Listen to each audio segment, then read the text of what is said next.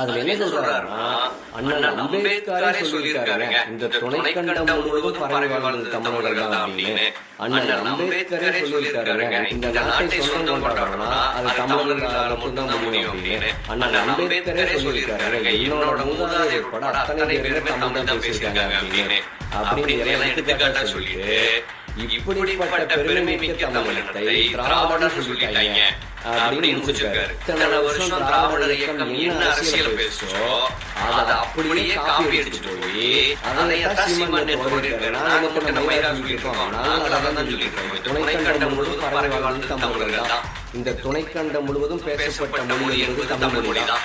அப்படி இந்த துணைக்கண்டம் முழுவதும் பரவி வாழ்ந்த தமிழர்கள் இன்றைக்கு எப்படி ஒரு மாநில மக்களாக சுருங்கி போனார்கள்? இந்த துணைக்கண்டம் முழுவதும் பேசப்பட்ட தமிழ் மொழி எப்படி இன்றைக்கு ஒரு மாநில மொழியாக சுருங்கி போனது? தமிழர்களை ஒடுக்கியது யாரு? தமிழ் மொழியை சிதைத்தது யாரு?